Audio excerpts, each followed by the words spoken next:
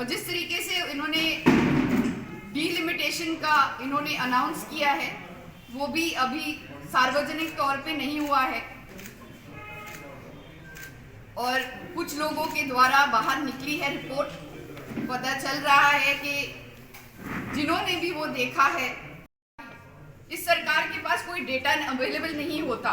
जब भी इनसे पूछा जाए कि कितने माइग्रेंट लेबर गुजर गए तो इनके पास कोई जवाब नहीं होता।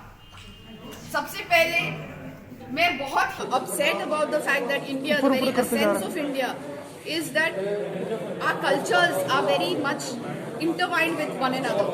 So there is no question about doing this Hindu-Muslim thing. I don't know where this has come from, but from the past 7 years, we are feeling that from the time the country has been attained freedom, all the communities and castes and people from all communities have given their blood for this, except for the BJP. BJP has no history in the freedom fight.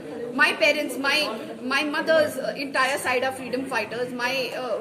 From my father's side, my aunt is a Padma Vibhushan, and she was one of the first 5 friends of Gandhiji. And I think that that the BJP is trying to do something which is very destructive to the very essence of this country.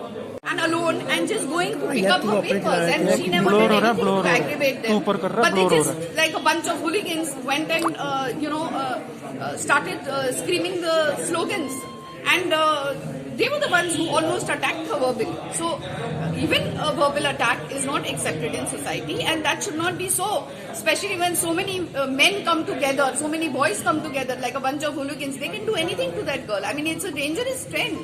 Well, last question, as you are in charge of Jammu, Kashmir and Ladakh, see, the Facebook page of the army has been blocked because they had been trying to counter the Pakistani narrative. And the second is we have seen that how the food joints like Pizza Hut and also KFC, they had been trying to support secessionism.